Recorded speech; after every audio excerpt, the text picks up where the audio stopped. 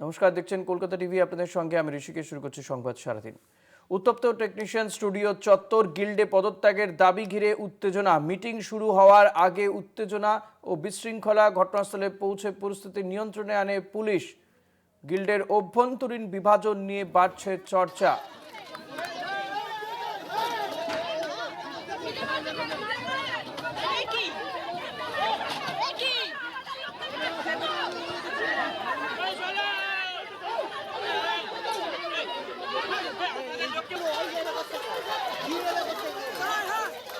উত্তপ্ত technician studio চত্বর, গিল্ডে পদত্যাগের দাবি ঘিরে উত্তেজনা। মিটিং শুরু হওয়ার আগে উত্তেজনা ও বিশৃঙ্খলা। ঘটনাস্থলে পৌঁছে পরিস্থিতি নিয়ন্ত্রণে আনে। আপনারা সেই উত্তেজনার মুহূর্তের ছবি এই মুহূর্তে দেখতে পাচ্ছেন।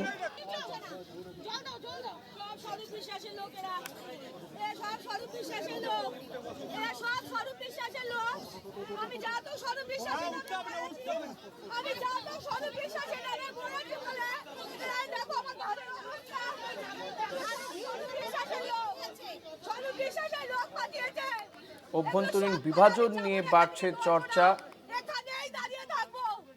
মিটিং শুরু হওয়ার আগে উত্তেজনা এবং বিশৃঙ্খলা। উত্তেজনায় মাটিতে লুটিয়ে পড়েন একজন। টেকনিশিয়ান স্টুডিও চত্বরে উত্তেজনা রয়েছে। গিল্ডে পদত্যাগের দাবি ঘিরে উত্তেজনা। মিটিং শুরু হওয়ার আগেই উত্তেজনা বিশৃঙ্খলা ছড়ায়। পারমিতা আচার্য রয়েছে আমার সঙ্গে। পারমিতা, কি পরিস্থিতি এখন, কি নিয়ে এই পরিস্থিতির সৃষ্টি হয়?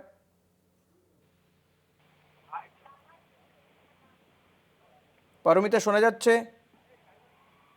হ্যাঁ, পারমিতা, কি পরিস্থিতি এখন এবং কি নিয়ে এই উত্তেজনার পরিস্থিতির সৃষ্টি হয়?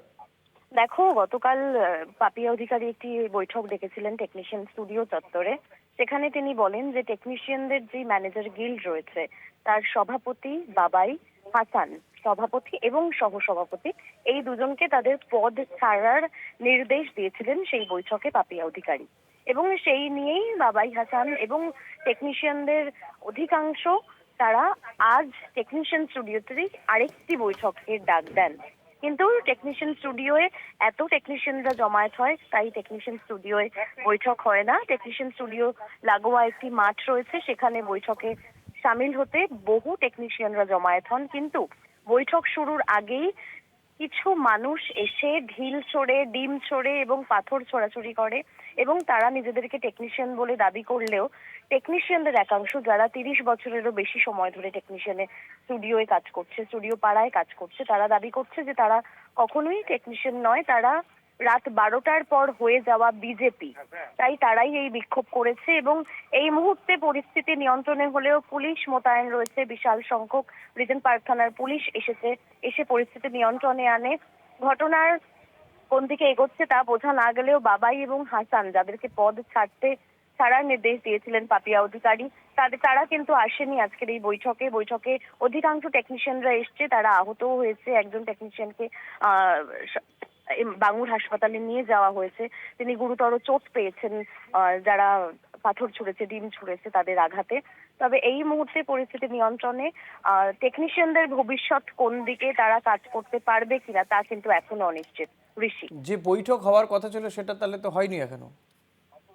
দেখো, যে বৈঠক হওয়ার কথা ছিল, বৈঠকের আগেই যেহেতু বহিরাগতরা তারা এইভাবে পাথর ছোড়ে, ঢিল ছোড়ে, ডিম ছোড়ে, তাই বৈঠক ভেস্তে যায়। পুলিশ এসে পরিস্থিতি নিয়ন্ত্রণে আনে এবং বৈঠক না করেই বাড়ি ফিরে যান।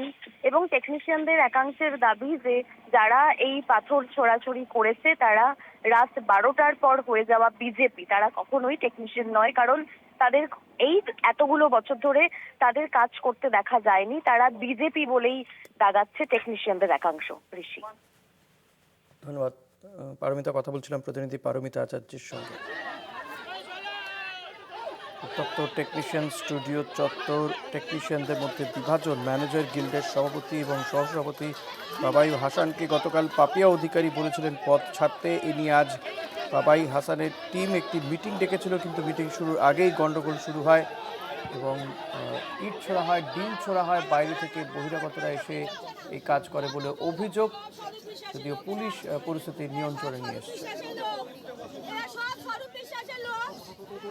আমাদের প্রশ্ন, এখানে চলচ্চিত্র শিল্পের 15 বছর ধরে টালিগঞ্জ বিধানসভা যিনি বিধায়ক ছিলেন, যিনি মেসি কাণ্ডের সব থেকে বড়, আপনারা জানেন বিধানসভায় তার ভাইকে স্বরূপ বিশ্বাসকে দিয়ে একটা স্টুডিও না টালিগঞ্জের চলচ্চিত্র শিল্পকে দখল করে নিয়েছে। এরা কি দখলদার?